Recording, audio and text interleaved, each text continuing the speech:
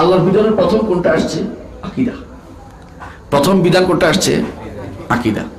আকীদার বিধান রাসূলুল্লাহ সাল্লাল্লাহু আলাইহি ওয়াসাল্লাম 10টি বছর শুধু আকীদা প্রচার করেছে। এটা আল্লাহর বিধান ছিল না, আল্লাহর হুকুম ছিল। আল্লাহর হুকুম ছিল কিনা বলেন? হুকুম ছিল, কারণ হুকুমদাতাকে আল্লাহ, মানার মালিক আমরা। তো আকীদার যে বিধান, এইটাকে কেউ কেউ মোটেই মনে করছে না যে এটা বোধহয় আল্লাহর বিধান না। তারা কিন্তু আল্লাহর বিধান প্রবর্তনের জন্য পাগল হয়ে গেছে একটা গোষ্ঠী, এবং রাস্তাঘাটে মিছিল করে, এই করে সেই করে মানুষ নিয়ে বের হয়ে যাচ্ছে। আপনি যে আল্লাহর বিধান কোনটা এটা তো এখনো চিনতে পারেন না। বিধানটা একটু শিখে নেন, আমরা বলে দিচ্ছি। আকীদা বিধান, আকীদা হচ্ছে প্রথম বিধান। আপনাকে জানতে হবে আল্লাহ সম্পর্কে কোন বিধানটা আল্লাহ দিয়েছেন, নিজের সম্পর্কে আল্লাহ সম্পর্কে আপনার কি বিধান, কি বিশ্বাস আপনাকে ধারণ করতে হবে। আপনাকে জানতে হবে রব হিসাবে তার কি, আল্লাহ তাআলার জন্য আমার কি কি বিশ্বাস নির্ধারণ করতে হবে। আপনাকে জানতে হবে ইলাহ হিসাবে আপনি কি কি আল্লাহর জন্য নির্ধারণ করবেন। আপনাকে জানতে হবে আল্লাহর নাম এবং গুণের ক্ষেত্রে আপনার কি কি করণীয় আছে। এটা কিন্তু আগে জানতে হবে। নিজের জীবনে ইসলাম প্রতিষ্ঠা না করে অন্যের জীবনে ইসলাম প্রতিষ্ঠার জন্য ব্যস্ত হয়ে পড়ছি আমরা। আর বুঝছেন কিনা কথাটা? সোরের হাত কাটা বিষয়টা আরেকজনের জন্য না, কিন্তু ইমান বিশ্বাসটা কার জন্য? আমার জন্য। নিজের জীবনের গুরুত্বপূর্ণ জিনিস যা না হইলেই নয়, তা হচ্ছে কি আকীদা, তাই না? আল্লাহ সম্পর্কে যদি না জানে একজন মানুষ, তার কি জানা যাওয়ার কোনো সুযোগ আছে? কোনো সুযোগ নেই। আল্লাহ সম্পর্কে জানে কিন্তু সে বাস্তবায়ন করতে পারে না, সোরের হাত কাটা, তার কি জানা যাওয়ার বাধা হবে? কোনোদিন হবে না। তাহলে আপনি এমন জিনিস নিয়ে দৌড়াচ্ছেন যে জিনিসটি একবারে গৌণ জিনিস। আমি এটা বাদ দিচ্ছি না, ইসলামের একটা অংশ নিঃসন্দেহে। এটা হচ্ছে আপনি ক্ষমতা থাকলে এটা করবেন। আপনি যদি ক্ষমতাবান হন, ক্ষমতাশীল হন, আপনি আরেকজনের জীবনে ইসলামকে কঠিনভাবে বাস্তবায়নের জন্য নিজের জীবনে ইসলামটাই গুরুত্ব দিচ্ছেন না। এটা কি বুঝছেন কথাটা? দেখুন গুরুত্ব জিনিস। আপনি যদি কোনো আল্লাহকে জানতেন, আল্লাহর ইবাদতকে জানতেন, তাওহীদকে জানতেন, শিরিক কি জানতেন, নিফাক কি জানতেন, ঈমান ভঙ্গ হয় কি সেটা জানতেন, তাহলে আপনি এটুকু বলার পর আপনাকে অটোমেটিকলি এটা কিসে নিয়ে যেত? আল্লাহর বিধান প্রবর্তনের দিকে নিয়ে যেত। ওইটা না করে আপনি এখন এক জম্প দিয়া গাছে উঠে গেছেন, কি যে আমি এখন গাছের আমটা পারবো। নিচে দিয়ে কিভাবে গাছের বড় আছে কিনা আগে দেখা চিন্তা ভাবনা করেনি। এই জন্য আল্লাহর বিধান আকীদাতে প্রথম। কোথায়? আকীদা। এই আকীদার ক্ষেত্রে আপনাকে অবশ্যই আমাদেরকে, এই বিধানের ক্ষেত্রে আমাদেরকে প্রথম যেটা করতে হবে, শাহাদাতু আল্লা ইলাহা ইল্লাল্লাহ। লা ইলাহা ইল্লাল্লাহ নষ্ট না হয় ইমানের যে দাবি, আমরা এটাই জন্য পড়তেছি। যে অনেকেই বলে যে আপনারা এগুলি বলছেন আল্লাহর বিধান, আল্লাহ রাষ্ট্র, আল্লাহর ইন্ডিয়া কায়েম করা, আল্লাহর হুকুমত ইত্যাদি কত রকমের কথা যে আমরা মাঝে মধ্যে বের হইলেই ধরে যে আপনি তো আকীদা পড়াচ্ছেন। আরে আকীদা তো আল্লাহর বিধান, আল্লাহর বিধানে তো পড়াচ্ছি। রাসূলুল্লাহ সাল্লাল্লাহু আলাইহি ওয়াসাল্লাম যখন মুআয ইবনে জাবালকে ইয়েমনে পাঠাইছিলেন, তখন বলছেন আউয়ালু মা তাদউম ইলাইহি শাহাদাতু আল্লা ইলাহা ইল্লাল্লাহ। প্রথম যে জিনিসের যে বিধান বাস্তবায়ন করতে হবে সেটা হচ্ছে কি? লা ইলাহা ইল্লাল্লাহ। এটা বাস্তবায়ন করতে হবে। যদি এটা শুনে তারপরে সালাত, তারপরে যাকাত, তারপরে সওম, তারপর হজ। বলেন না রাষ্ট্র গিয়ে মাত্রই তুমি হাত কাটা শুরু করে দিবা, গিয়ে মাত্রই তুমি পাথর মারা শুরু করে দিবা, এটা বলে নাই। আগে কোনটা বলছে? আকীদা। আকীদার পরে কি বলছে?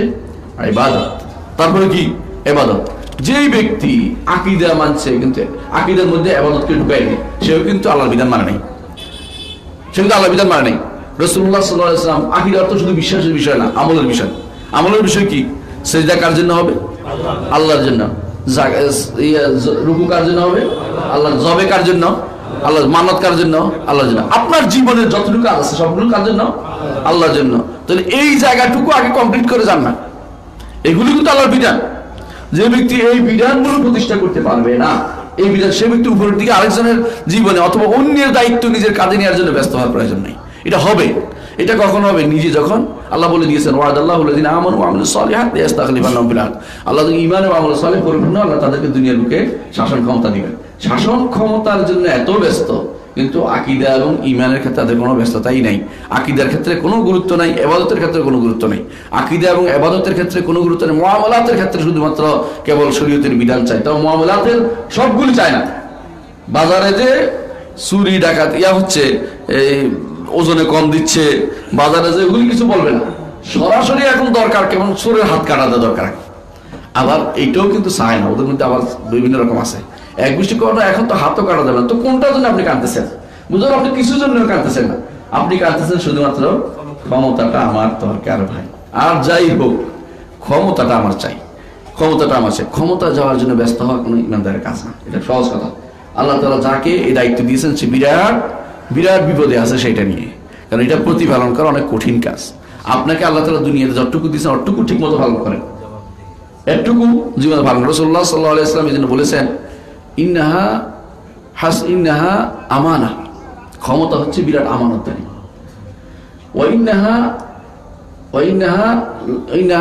ইন্নাহা হাসরাতুন ওয়া নাদাম ইয়াউমাল কিয়ামাহ।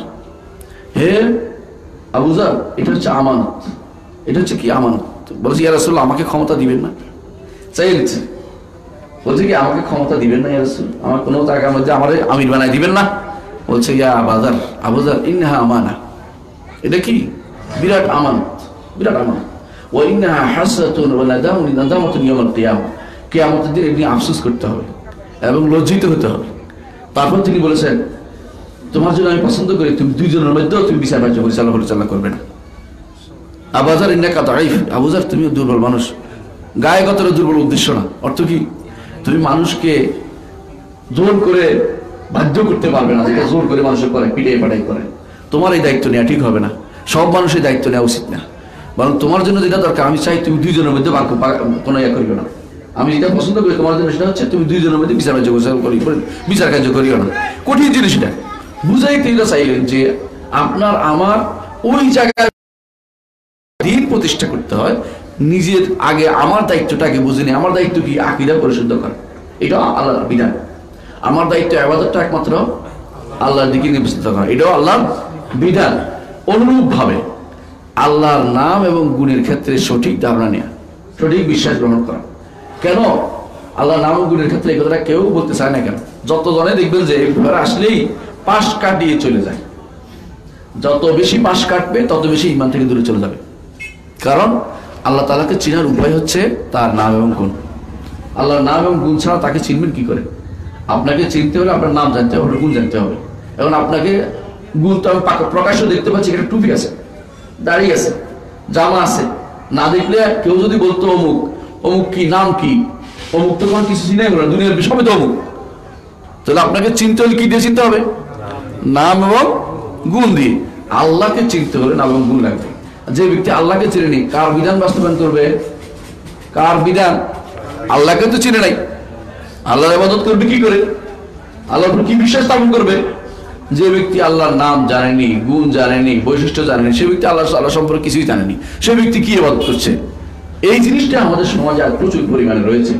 এই জন্য আল্লাহর বিধান বাস্তবায়নের মধ্যে এটা অন্তর্ভুক্ত, আল্লাহর নাম এবং গুণ জানতে হবে এবং নাম এবং গুণের যে আল্লাহর নাম এবং গুণে কি চায়, কি চাহিদা, সেটাও জানতে হবে। এই জন্য যারা আশায়রা হয়েছে, মাতুরিদি হয়েছে, জাহমি হয়েছে, মুতাজিলা হয়েছে, খাওয়ার হয়েছে, মুরজিয়া হয়েছে, এদের যে সমস্ত জিনিস ভুল সেগুলি বলা, এটা আল্লাহর বিধান বাস্তবায়নের একটা কাজ। এই কাজটি আমরা করে থাকি, যে জায়গায় জায়গায় ভুল, এটা এই আকীদা ভুল। সবাই বলতে আপনারা সব আকীদা নিয়ে আসেন, আকীদাই তো নেই, আকীদার ভিতরে তো বাস্তবায়িত হবে সবকিছু। আকীদা থেকে উত্থিত হবে, যখন বিশুদ্ধ হবে তখনই তো কাজটা করবেন। আপনি খারাপ একটা জিনিস বাস্তবায়ন করার জন্য মানুষ মেরে ফেললেন, কি করলো? মামুন, খলিফা মামুন বাইতুল হিকমা প্রতিষ্ঠা করছে, অনেকে খুব প্রশংসা করে, কিন্তু সে আসলে প্রশংসার কাজ করেনি। বাইতুল হিকমা মুসলমানদের কোনো দরকার ছিলই না। বাইতুল হিকমা বুঝছেন? বাইতুল হিকমা হচ্ছে গ্রিক থেকে নিয়ে আসা, গ্রিক দর্শনকে নিয়ে সে একটা লাইব্রেরি করছে, নাম দিয়েছে বাইতুল হিকমা। আলেকজান্দ্রিয়া থেকে কিছু বই আছে আগেকার খ্রিস্টানদের, আর গ্রিক থেকে আনছে কাদের? দার্শনিকদের, তথাকথিত অ্যারিস্টটল, প্লেটো, তারপরে সক্রেটিস, বকরাত, যারা আছে যত, ওদের সমস্ত বইপত্র নিয়ে এসে একটা লাইব্রেরি তৈরি করছে, সেখানে অনুবাদক নিয়োগ করছে। এবং আলেকজান্দ্রিয়াতে কিছু বই আনছে, আনি সেখানে লাইব্রেরি করছে, আরবি অনুবাদ নিয়োগ করছে। ইন্ডিয়া থেকে বই নিয়ে ইন্ডিয়ান বইগুলিকে আরবি অনুবাদ করছে। এর নাম হলো, এই কাজ করছে কে? মামুন। আর এটা বই, একটা বিরাট লাইব্রেরি করছে কোথায়? বাগদাদে, নাম দিচ্ছে বাইতুল হিকমা। হ্যাঁ, বাইতুল হিকমা, এইটা সে করেছে। কিন্তু কি করেছেন? যারা এইগুলির বিরোধিতা করেছে, যে এই বিশ্বাস আমাদের দরকার নাই, তাদেরকে পিটাইছে, মারছে। এর মধ্যে হচ্ছে ইমাম আহমদ ইবনে হাম্বল। ইমাম আহমদ ইবনে হাম্বলকে তিনি কষ্ট দিছে, তার পরবর্তী খলিফা তিনিও কষ্ট দিছে, তার পরবর্তী খলিফা তিনিও কষ্ট দিছে, 3 খলিফা তাকে পিটেছে। তিনি কিন্তু ছাড়েন না, অসম্ভব, আল্লাহ সম্পর্কে এই খারাপ বিধান নিয়ে আসছে তুমি, এরা আল্লাহর নাম এবং গুণকে অস্বীকার করছে, এরা আল্লাহর আকীদার বিশ্বাস নষ্ট করছে, আমাদের কত কষ্ট করছে তিনি। একদিকে হাদিস নিয়েছেন, একদিকে আকীদা বিশ্বাসের সবকিছু নিয়ে তিনি যুদ্ধ করেছেন পুরো নিয়ে, রীতিমতো মারামারি যুদ্ধ নয়, কি নিজের মতের উপর প্রতিষ্ঠিত থাকার যুদ্ধ, যে আমি মতের উপর আছি। খলিফাতুল মুসলিমিন দেখছেন যে আহমদ ইবনে হাম্বলকে যদি না টলাই, এই বেটাটা যদি না সরাই, এই বেটার মত থেকে যদি না দূরাইতে পারি, তাহলে আমার কিছুই হলো না। তার মধ্যে ইগো চেপেছে, যে কোনো আপনাকে বলতে হবে, বলবেন আমি বলবো না।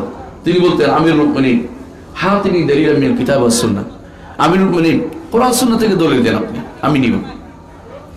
কারণ আমিরুল মুমিনিন কোরআন সুন্নাহ দলিল দিতে পারতো না, তিনি দিত থেকে অ্যারিস্টটলের তো মত থিওরি দিত, ফারাবির থিওরি দিত, ইবনে সিনার থিওরি, এগুলো নিতে আসতো, কিন্তু কখনো তিনি কোরআন এবং সুন্নাহর দলিল দিতে পারতো না। এই জন্য ইমাম আহমদ ইবনে হাম্বল যখনই নিয়ে আসা হয়েছে, আহমদ ইবনে হাম্বল এখনো সময় হয়েছে, ফিরে আসো আমার কথার দিকে, তিনি বলতেন আমিরুল মুমিনিন, সুন্দর করে বলতো আমিরুল মুমিনিন আপনি কোরআন এবং সুন্নাহ থেকে একটি দলিল দেন, আমি আপনার কথাই নিব। দলিল দিবে কোথেকে? দলিল কার কাছে? দলিল আহমদ ইবনে হাম্বলের কাছে। ওরা দলিল না, ওগুলো কি পথভ্রষ্টতা, দলিল দোয়া দিয়ে দাল দিয়ে না, দলালা, এগুলি দলালা, এগুলি পথভ্রষ্টতা, এগুলি দলিল পাবে কোথায়? এই জন্য আহমদ ইবনে হাম্বল রাহমাহুল্লাহ তিনি ছিলেন, এই জন্য বলা হয় মুজাহিদ, জিহাদ করেছেন যে ব্যক্তি, অস্ত্রবাদে জিহাদ করেছেন, মুখের কথাই যার জিহাদ ছিল। সর্বোচ্চ জিহাদ এটাই, ইমানদারের সর্বোচ্চ জিহাদ এটাই। কোনটা? এটা অত্যাচারী শাসক গোষ্ঠীর জন্য হক কথা বলে দেয়া ইমানদারের সর্বোচ্চ জিহাদ। মারামারি হানাহানি জিহাদ নয়, এটা আমার আলেমদের কাজ না, এটা হচ্ছে সন্ত্রাসীদের কাজ। এটা কখনো আমরা করে না, আমরা সব হক কথাটাই বলে, সেটা কি? এটা হারাম, এটা কুফরি, এটা শিরক, এটা বলবে, হক যেটা এটা বলবে, এটা বলা পর্যন্ত তার দায়িত্ব শেষ। আহমদ ইবনে হাম্বল তা করেছেন। এটা কিন্তু ছিল কি? হুকুম বাস্তবায়ন, আল্লাহর বিধান বাস্তবায়ন, এটাই ছিল আল্লাহর বিধান বাস্তবায়ন তখনকার সময়। এই আল্লাহর বিধান বাস্তবায়ন যে এগুলি দেখে না, কি দেখে? এক লাফে উঠে হাত কাটতে হবে কোন দিক, পাথর মারতে হবে কোন দিক। আচ্ছা, একটা পাথরে মারলে, একটা হাতে কাটলে, এটা কি আপনার জীবনের সবকিছু শেষ হয়ে গেল? রাসূলুল্লাহ সাল্লাল্লাহু আলাইহি ওয়াসাল্লাম তার সারা জীবনে কয়টা হাত কেটেছেন, কয়টা পাথর মেরেছেন? হাতে গোনা, হাতে গোনা। তা আল্লাহর বিধানকে তিনি কি শুধু এটাই বাস্তবায়ন করেছেন? আল্লাহর বিধানের জন্য তিনি 10টি বছর শুধু তাওহীদ ছিল। এই তিনটির কথা আমরা যেটা বলছি, যে আল্লাহকে জানা, আল্লাহর ইবাদত করা, আল্লাহর নাম গুণ জানা, এই তিনটি জিনিসকে তিনি 10টা বছর শুধু দিয়েছেন। নামাজ সালাত ফরজ হয়নি, সালাত ফরজ হয়েছে মেরাজের পরে, 10 বছর পরে এসে সালাত ফরজ হয়েছে। আর অন্যগুলো তো ফরজ তো মদিনা যাওয়ার পরে হয়েছে, যাকাত সাওম হজ মদিনা যাওয়ার পরে হয়েছে। মক্কাতে তিনি তাহলে কিসের দাওয়াত দিলেন, যার কারণে কাফেররা এত কষ্ট পাইল? কোন বিধান তিনি বাস্তবায়ন? সেটা হচ্ছে কি? তাওহীদের বিধান, আকীদার বিধান, আকীদা এগুলি বাস্তবায়ন করতেই হবে। এগুলো বাস্তবায়নের জিনিস, এগুলি হচ্ছে আল্লাহর বিধানের অন্তর্ভুক্ত, এটা মনে রাখতে হবে। আরেকটা হচ্ছে শুধু এটা নয়, আমরা মারুফ ওয়া নাহি আনিল মুনকার, সৎ কাজের আদেশ, অসৎ কাজের নিষেধ, এগুলো বলা, এগুলো কিন্তু আল্লাহর বিধান বাস্তবায়ন অন্তর্ভুক্ত। এগুলি আপনি করতে পারেন, আপনার অধীন যা তা করতে পারেন, অসুবিধা আছে? আপনার ছেলে অন্যায় করতেছে, আপনি বলবেন না, করা যাবে না? তো আপনার আশেপাশে আত্মীয়স্বজন করতে বলতে পারবেন না? কিন্তু আমাদের সমস্যা হচ্ছে আমরা ওইভাবে চাই না, আমরা কি চাই? উপর থেকে চাই, নিচ থেকে উঠতে চাই না। হ্যাঁ, আরেকজন শুরু করুক, ওইখান থেকে চাপ দিয়ে করুক, চাপ দিয়ে কোনো কিছু হয় না। এই পর্যন্ত প্রমাণিত হয়নি চাপ দিয়ে কোনো কিছু করতে পেরেছে কেউ। কতক্ষণ হয়? 1 দিন 2 দিন হয়, পরেই উঠে যায়। মিশরে চাপ দিয়ে চেষ্টা করেছে, কাজ হয়নি। অনুরূপভাবে চেষ্টা করেছে তারা আলজেরিয়াতে, আব্বাসি মাদানিতে চেষ্টা করেছে, চাপ দিয়ে কোনো কাজ হয়নি। চাপ দিয়ে হয় না, মানুষের অন্তরে আপনি ঈমান প্রতিষ্ঠা করুন, সারা দুনিয়াতে ঈমান প্রতিষ্ঠিত হবে। এবং তখন সবাই চাইবে তোমার কি চাই, তুমি কি চাও সেটা আমি বাস্তবায়ন করে দেখাবো। এই জন্য আল্লাহর বিধান বাস্তবায়নের ক্ষেত্রে কখনো আমাদেরকে বুঝতে হবে, বিধান কি বলতে কি বুঝাচ্ছে সেটা বুঝতে হবে। শুধুমাত্র কিছু শাস্তিমূলক অপরাধ যেটা, এটাকে শুধু আল্লাহর বিধান মনে করার কোনো কারণ নেই।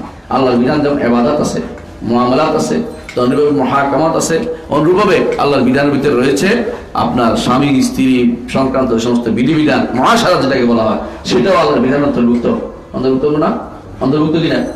আপনি কতদিন শিখাইছেন? আপনার ছেলে কি কোনোদিন বিয়ের মাসলা মাসলা শিখাই দিচ্ছেন? শিখান নাই। নেকার উপর কি কোনো তালাকের উপর কোনো মাসলা শিখাইছেন? শিখান নাই। আপনি অনেক কিছু শিখান, তালাকের মধ্যে অনেক মাসলা শিখান না, বিশ্বাস করেন। আপনি অনেক মানুষ বলে তালাক জানতাম না, কি দিয়েছি বলছি, আমরা তো কথার কথা বলছি, তো কথার কথা তো গেছে গাড়িটা তো উনি জানে না, না জানলে তো হবে না, জানতে হবে ওনাকে। না জানলেও কিন্তু ইমান চলে যাবে ওনার, এই তালাক বউ চলে যাবে, না জানলেও ওনার বউ চলে যাবে। কেউ যদি কোনো না জানেও বলে, তার বউ কি থাকবে? না। বউকে যদি সরাসরি ইঙ্গিত করে বা নাম ধরে বলে যে এই তিনটি কথা বলতে হবে, বলার পরে কি বউ থাকবে? যদি বলে যে আমি তো জানতাম না, ওসব কিন্তু চলবে না। তাহলে আপনি ওইটাও তো শিক্ষা দেননি, আপনি একে বেশি জিনিস দিয়ে চলে যাচ্ছেন কোথায়? এবং বিয়ের সংক্রান্ত ঘরের স্ত্রীকে অধিকার, স্বামীকে অধিকার, তাও তো শিক্ষা দেননি। এবং তাদের কি অধিকার আছে, কি করতে হবে, এটা কিছুই বলেন নাই। আপনি কিন্তু আল্লাহর বিধানের জন্য খুব কান্নাকাটি করেন, কিন্তু আল্লাহর বিধান কি সেটাও জানেন না, আল্লাহর বিধান কি সেটাও জানেন না।